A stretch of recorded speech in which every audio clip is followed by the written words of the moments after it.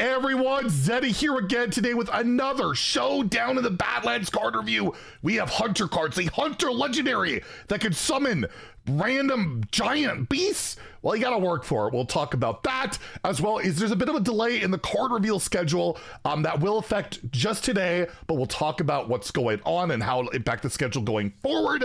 And well, if you want to win these cards, win either 2 regular pre-orders or 2 mega bundles, I'm giving them away out of my pocket. All you have to do to enter that giveaway, like and comment in the video description below, be subscribed to the channel. If we hit 75,000 subs by the end of BlizzCon, I will add another mega bundle. So hit that sub button, make me go broke if you feel like I've earned it and you haven't gotten in there yet. You want those packs, get in there. Anyways, 4 cards for Hunter. Starting off, we have the Sneaky Snakes, a 1 mana spell, summon 2 1/1 snakes with stealth. So you get some beasts, you get minions with stealth. That's pretty hard to interact with on turn 1. I think like Demon Hunter with like Unleash Fel, you got Whirlwind, I guess. There are cards that can deal with that, but that's pretty good. And typically these type of cards have seen play, whether it's like a Living Roots and Druid. We had Warpletinger in Hunter and like Alley Cat. Warpletinger could be like hand buffed and even better, but all these cards have historically seen some play. And not only that, these have stealth, so you play it on 1, you're likely able to hit it with like the Biscuit, right? The give a minion trade, give it rush or +2/+3.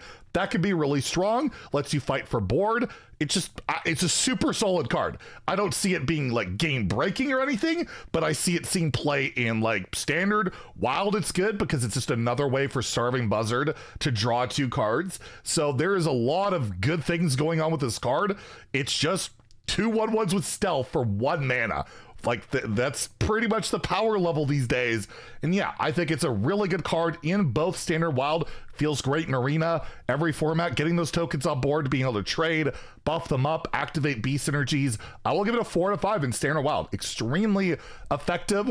And yeah, we love stealth, don't we? It's never problematic. And it doesn't say stealth for 1 turn. You can, like, if you want, keep it around for a buff or something later. So be aware of that. That card seems pretty darn good in any deck, whether it's slower, aggressive, whatever you want. It is pretty solid. Next, we have the Silver Serpent, a 3 mana 2/3 beast, River Croc for 3 mana. I don't want that. Oh wait, there's more. We have Rush and Poisonous. So this is pretty crazy power creep over, was it like Emperor Cobra back from Classic? It was like a neutral card, just a 3 mana 2/3 Poisonous. Now it's got Rush, and on top of that, Quick Draw, gain immune this turn. So if you've drawn it, you have the mana to play it, this will have immune while it attacks, or you randomly generate it somehow and add it to your hand, whether it be a Discover or a Bounce or whatever, it'll also have immune. Is that good in today's game? Not really. Like, it's like kind of quasi, like, it's just not super efficient removal. Like, Hunter doesn't have enough card draw to really reliably get the quick draw on it. And again, you're Hunter. I don't think you care that much about getting a value trade on a Poisonous minion. It's a really, really good arena card, like fantastic even without the immune. But in terms of like constructed, standard, wild, I don't think it quite makes the cut. But cool thing to note, in wild, if you're playing Rexar and you're building a beast, you get this as an option. Since it's in the pool, it'll be in the pool. It'll always have quick draw the turn you build it. So that's kind of cool. It'll have that immune, whether you just have to have the mana, of course, to play it. So yeah, I'll give it 2 out of 5 in standard and wild. I don't think it's quite good enough, you know, for constructed play, but it's not exactly a bad card or anything. It's just, you know, like it's just not efficient enough, not reliable enough, and also for Hunter, not really aggressive enough. Next, we have Saddle Up. Speaking of saving some stealth beasts for something, a 3 mana epic spell. Give your minions Death Rattle. Summon a random beast that costs 3 or less. You can summon a Silver Serpent. It won't have immune because it's not quick drawn, but still you could get that. Could get a River Croc like we mentioned, although he's not in standard. I guess it's wild only, but still can get whatever beast. Not bad. I feel like if you want this to be worth running, you want to hit like 2 or 3 cards, 2 minions, right? That's not bad. And you can, it's any minion. It doesn't have to be a beast or anything like that. So that's good. Could go pretty well again with the stealth card with your 1-mana spell that gives you a bunch of 4/1s and spam that. It's just Hunter typically, at least from my experience, outside of Unleash the Hounds, which is a kind of a cool combo you can do in Wild, doesn't go super wide, right? And even that's board contingent. I guess you have like the Locust card, summon like 6/1/1s with Rush back in the day, I think from Old Doom. But overall, again, I think it's too situational. I feel like Hunter isn't the type of class to really go super wide unless we see more cards that really, you know, incentivize this. I'm gonna also give this a 2 out of 5 in standard, 2 out of 5 in Wild, where there are more synergies but they're slower. And again, Wild, you gotta be super aggressive, so I don't see it seeing play, but this is one with the right support that absolutely could pop up, because like you high roll a bunch of 3-cost beasts, that could be pretty darn good. So again, one to look out for, but I'm not entirely sold it'll be good. I mean, I guess you're a Hydrolodon too, right?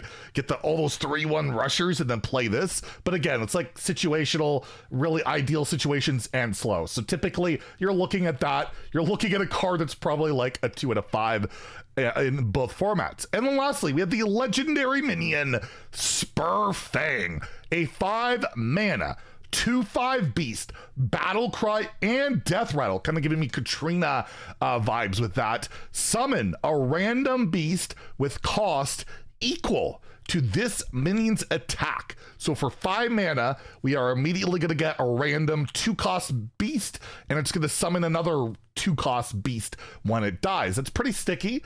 Just as a standalone card, that's okay. Like, that's not amazing, but that's okay.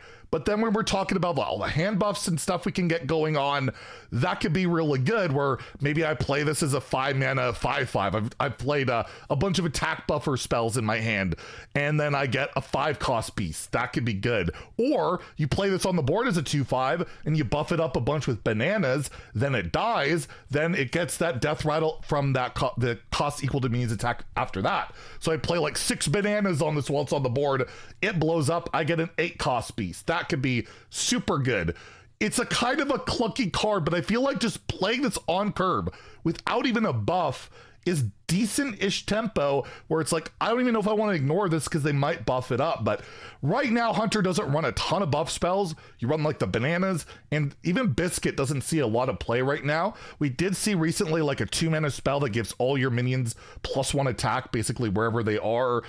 There is synergies for this, and you could go crazy like Lorthamar, or you have the Hope of Kel'Thalas, the legendary weapon also works. There are some real synergies with this. It's the beast itself, which is always relevant. It's one I'm going to give a 3 out of 5 in standard. I feel like it's sticky and enough stats and a possible snowball threat that can high roll that it could see play, but it might also be just complete garbage. It's one of these cards that it's pretty hard to evaluate until we really play it and also see the rest of the cards. But I think it has a playable possibility, having Battlecry, Death Rattle, a lot of stats, Beast Tribe, a lot of stuff going for it, and you don't have to work too hard to like increase its value by buffing it up with cards that you may or may not be already running. In Wild, I think it's too slow. I'll give it a 2 there. But overall, again, not bad, and the flavor is pretty darn good. So that's all the cards for today, by the way. Ridiculous Hat tweeted out some shifts to the card schedule today. Remaining 100 cards will be revealed before the set is out, but we're pushing 2 of the scheduled groups. Basically, there's one supposed to be like in an hour or like right around now, and then Hat was going to release one himself. But basically there was unfortunate news in Maine in the States, and a lot of the hunter cards coming up are probably firearms related, and they just like, you know what, let's let it breathe. The cards will be revealed at a later date before BlizzCon, so you don't have to worry about it too much. But yeah, we won't have another card review today, but things will be scheduled as usual tomorrow, including our reveal, which is going to be the most toxic in Hearthstone history. So I hope you guys check that out. That'll be at noon Pacific tomorrow. So had a lot of fun with it. Hopefully you guys enjoy it, and hopefully the cards are super toxic just like me. Anyways, if you enjoyed the video, please like and subscribe. Have a great day and stay salty, my friends.